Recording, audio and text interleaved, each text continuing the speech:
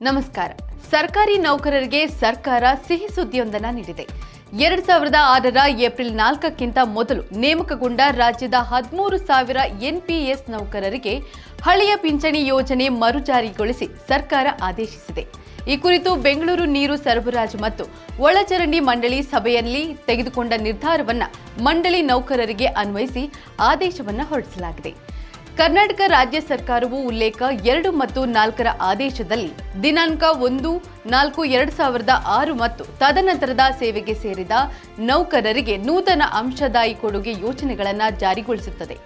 ಈ ಯೋಜನೆಯಲ್ಲಿ ಒಳಪಡುವ ನೌಕರರ ವೇತನದಲ್ಲಿ ಪ್ರತಿ ತಿಂಗಳು ಮೂಲ ವೇತನ ಮತ್ತು ತುಟಿ ಭತ್ಯೆಯ ಮೇಲೆ 10% ವಂತಿಗೆಯನ್ನ ಕಟಾವಣೆಗೊಳಿಸಿ ಸದರಿ ಮೊತ್ತಕ್ಕೆ ಸರ್ಕಾರದ ವತಿಯಿಂದ ವೇತನ ಮತ್ತು ತುಟಿ ಭತ್ಯೆಯ ಮೇಲೆ 14% ವಂತಿಗೆಯನ್ನ ಕೊಡುಗೆಯಾಗಿ ನೀಡಿ ಈ ಕ್ರೋಢೀಕೃತ ನಿಧಿಯನ್ನ pension fund regulatory and development ಅಥಾರಿಟಿಯ ಅಧೀನದಲ್ಲಿರುವ ಎನ್ಪಿಎಸ್ ಟ್ರಸ್ಟ್ ಮುಂಬೈರವರ ಮುಖಾಂತರ ಸಂಬಂಧಿಸಿದ ನೌಕರರ ಪ್ಯಾನ್ ಖಾತೆಗಳಿಗೆ ಸರ್ಕಾರದಿಂದ ಜಮೆ ಮಾಡಲಾಗುತ್ತಿದೆ.